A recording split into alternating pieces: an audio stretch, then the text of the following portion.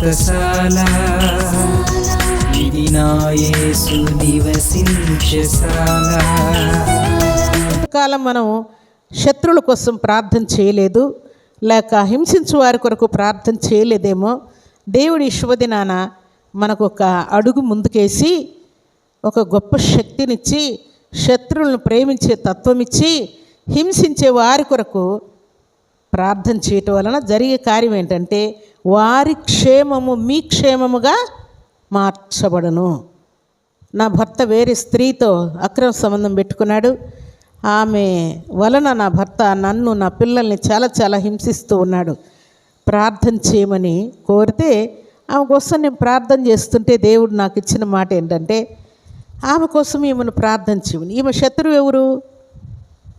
ఎవరైతే అక్రమ సంబంధం పెట్టుకున్నారో ఆమె శత్రువు కదా. ఆమె కోసం ప్రార్థన చేయమని, ఆమె క్షేమం ఈమె క్షేమముగా మార్చబడుతుంది, ఆమె కోసం ప్రార్థన చేయమనని దేవుడు ఆజ్ఞాపించారు. ఇలాంటివి దేవుడు అనేక మారులు మనకు కూడా దేవుడు తెలియజేస్తూ ఉంటాడు. మనము శత్రువుల కోసం ప్రార్థన చేయాలి. వాళ్ళలో ఉన్నటువంటి ప్రతి విధమైన సాతాను సంబంధమైన ఆలోచనలు, అసమాధానమైన మనస్సు అంతా తీసివేసి వాళ్ళకు మేలు చెయ్యి, వాళ్ళని క్షమించు, వాళ్ళకు మార్పు కలుగు చెయ్యని కూడా మనం ప్రార్థన చేయాలి. దీని వలన మనం ఎవరమవుతున్నాం చెప్పండి? దేవుని కుమారులము అయిపోతున్నాం. దేవుని సన్నిధిలో ఇలాగ ప్రార్థన చేయటం వలన మనం దేవుని కుమారులం అయిపోతున్నాం. దేవుని కుమారులు కాని వారు శత్రువులను ప్రేమించరు, శత్రువుల కొరకు ప్రార్థన చేయరు, హింసించు వారి కొరకు కూడా ప్రార్థన చెయ్యరని దేవుడు జ్ఞాపకం చేస్తున్నాడు. కాబట్టి మనము హింసించే వారి కోసం ఇక మీద ప్రార్థించే వారముగా దేవుని కుమారులగునట్లుగా దేవుడు గొప్ప అధికారాన్ని దేవుడు మనకు ఈ శుభదినాన ఇవ్వబోతున్నాడు. ఇట్టి ప్రార్థన మనం చేయాలని దేవుడు ఆజ్ఞాపిస్తున్నాడు.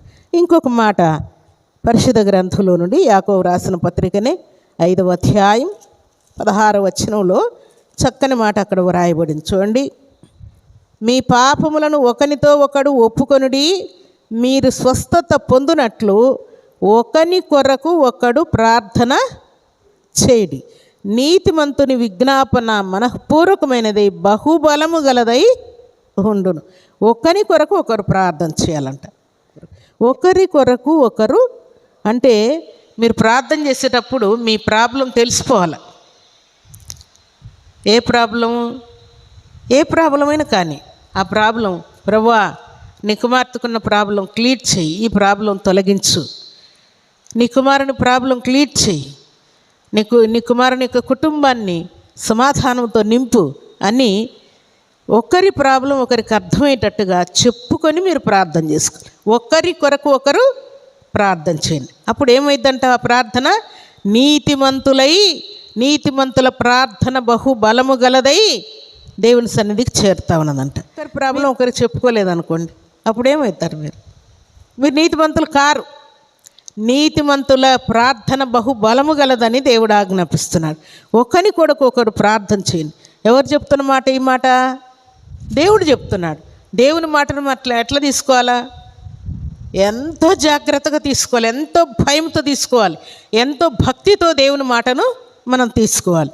లోకంలో ఏదైనా గొడవలు జరుగుతున్నాయనుకోండి, అన్నదమ్ములే కొట్టుకుంటున్నారు, అక్క చెల్లెలు కొట్టుకుంటున్నారు, భార్య భర్తలే కొట్టుకుంటున్నారు, లేకుంటే సంఘమే కొట్టుకుంటున్నారు, సమాజమే కొట్టుకుంటున్నారంటే ఒకవేళ వాళ్ళు కత్తులతో దాడి చేసుకుంటున్నారు, రాళ్లతో కొట్టుకుంటున్నారు, బాంబులు వేసుకుంటున్నారు అనే వార్త మనకు తెలిసిందనుకో, ఏమనుకుంటాం? మనం భయపడిపోతాం కదా.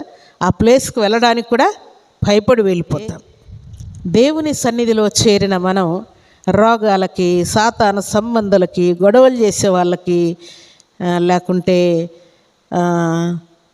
కేసులు పెట్టే వాళ్ళకి, అప్పులకు, రోగాలను బట్టి, దురాత్మ శక్తులను బట్టి మనకు భయం కలిగించే పరిస్థితులు ఏవైనా వాటి గురించి భయపడేదానికంటే కూడా దేవునికి మనం ఎక్కువ భయపడే వారంగా ఉండాలని దేవుడు ఆజ్ఞాపిస్తున్నాడు.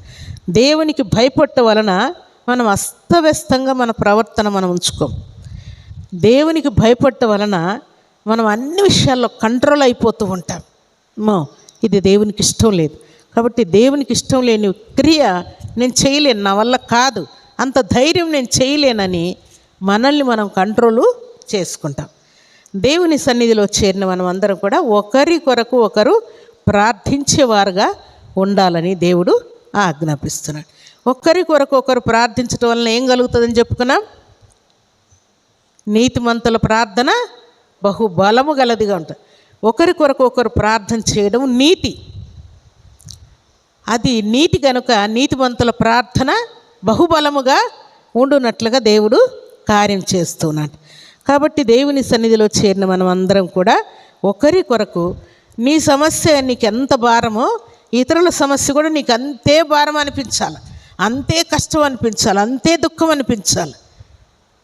అప్పుడు మన ప్రార్థన బహుబలముగా ఉండేటట్టుగా దేవుడు కార్యం చేస్తాడు.